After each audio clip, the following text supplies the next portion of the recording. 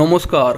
পশ্চিমবঙ্গ গঠন নিয়ে ডক্টর শ্যামাপ্রসাদ মুখার্জির অবদান নিয়ে আবারও একটি গুরুত্বপূর্ণ মন্তব্য করলেন বিজেপি নেতা তথা প্রাক্তন রাজ্যপাল তথাগত রায়। এবার তথাগত রায় যেটা জানালেন তা হচ্ছে, একটি সাক্ষাৎকারে বলতে গিয়ে তথাগত রায় জানিয়েছেন, আজকে ডক্টর শ্যামাপ্রসাদ মুখোপাধ্যায়ের জন্মবার্ষিকীতে আমরা তাকে স্মরণ করছি, কারণ তিনি ছিলেন বলেই সম্পূর্ণ বাংলাটাকে পাকিস্তানের অন্তর্গত করতে পারেনি মোহাম্মদ জিন্নাহ এবং তার অনুচরেরা।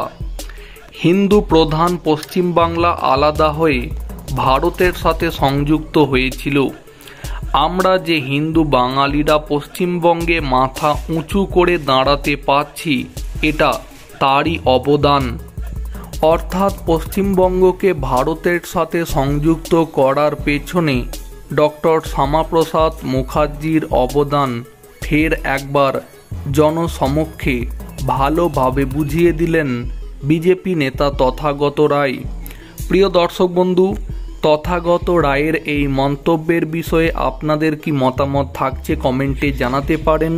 ভিডিওটিকে সম্পূর্ণ করে দেখার জন্য অসংখ্য ধন্যবাদ।